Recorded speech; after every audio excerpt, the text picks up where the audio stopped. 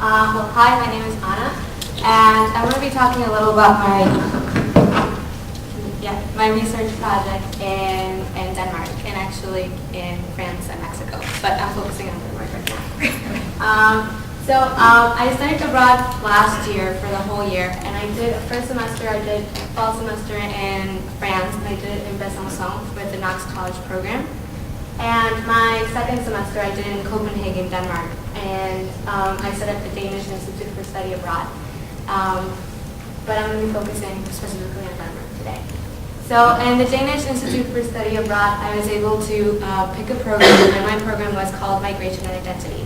And this program consisted of a core course where you took a course with 40 other students, and you traveled around the country and Europe, as well as took classes in Copenhagen and learned about issues of migration and what it means to be European or not European.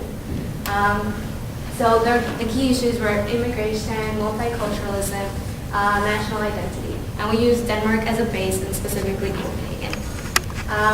So basically what it came like the first couple of weeks, the biggest issue that at that time was basically refugees and asylum. It was a key political and social issue, and you heard Danes from like children to academics talking about this issue. And basically it was because Denmark is considered one of the most homogeneous societies in Europe, and all of a sudden in the past 20 years there's been an influx of refugees and immigrants, and so it's kind of challenged what it means to be Danish, and there are really big contrasts that don't really occur in other countries as multicultural as Britain or Germany in that sense. So I decided to explore Denmark's complex relationship with refugees, because when we hear about Denmark, we hear about Denmark being a very liberal society, but at the same time, it's become a really key issue in politics in a negative way. I was able to study in election platforms and how in 2001, one of the most ultra right-wing parties was able to actually acquire a lot of votes based on an anti-immigrant platform.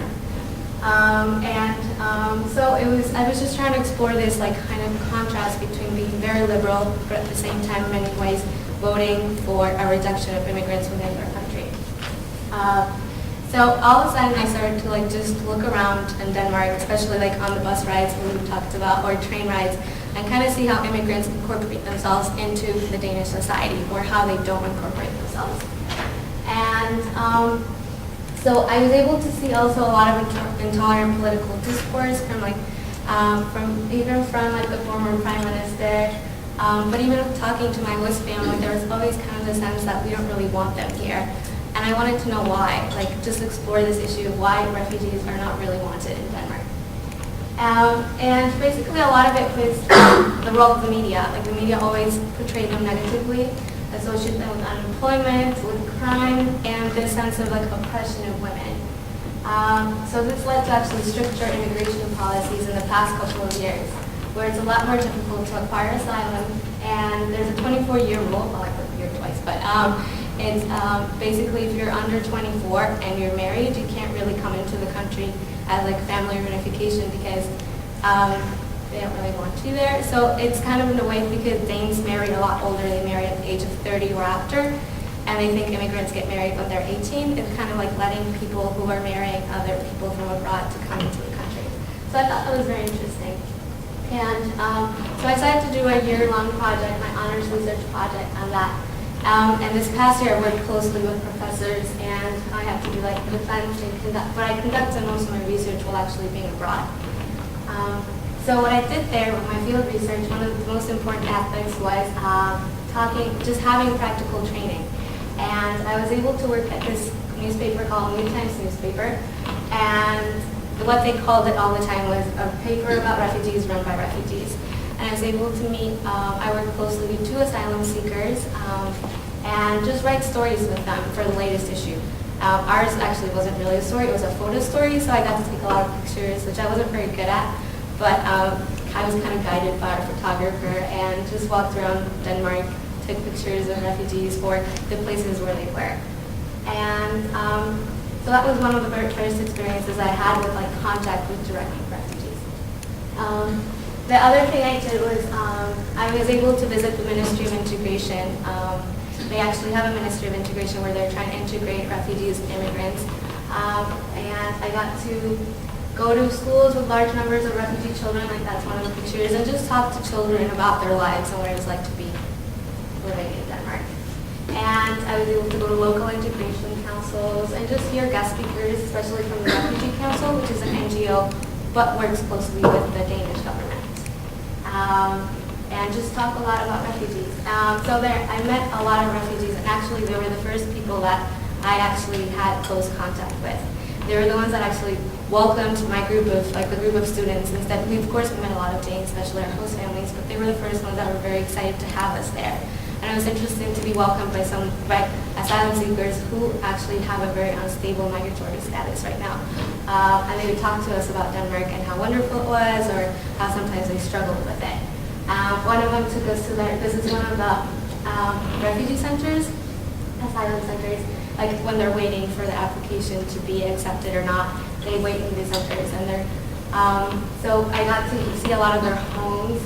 That's Otman, who was the one that I've worked with most closely, the photographer, the artist, and he took us around Copenhagen, me and other students. And then I was able actually to do a service learning seminar also as well, in which I was able to work closely in the center called Mohabit, which was a center for immigrants and refugees with mental health problems. And just talk to the women about their stories specifically. I was very interested in listening to women's stories because women in Denmark were very portrayed as refugee women as oppressed by their men. And I just wanted to see what they actually had to say about it. So I had a lot of coffee and delicious food while they talked to me about their lives, and it was great. And one of the most amazing parts was that they actually, even though I was studying abroad there, they actually sometimes considered me one of their own. Probably just because of the way that I looked or something, but one of the women who in the beginning was very suspicious, but she was always staring at me, and she was from Pakistan, and she's like, you look just like my niece. So this way of kind of being like, also like researching them, but at the same time having them feel like you're a part of them too.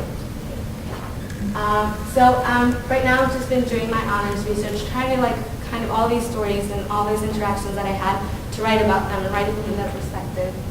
And I decided to compare Denmark and Mexico because I'm from Mexico City. So I wanted to see what it's like to be a refugee in Mexico City compared to being a refugee in Denmark.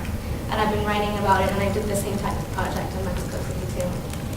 And just trying to deviate from politics and public discourse and narrating their lives actually through their own stories. It's kind of a narrative about who they are.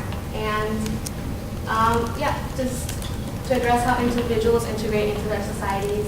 And I focus on cultural, socioeconomic, and social integration, and their role within their families and gender. So it's kind of just a complex issues, but trying to, instead of having this stereotype of what a refugee is, kind of going beyond it and kind of addressing a lot of the way that they live beyond what we normally see in a picture. So gender, but I've talked about that. And hopefully this will be very important in like kind of addressing how women are actually behaving in new countries. And this is not only refugees, this is immigrants, this is kind of like a global trend. And kind of addressing policy changes, kind of like what are we doing wrong as a Mexican government or Danish government, and what can we actually do to incorporate refugees on their own terms. So that's it. Thank you.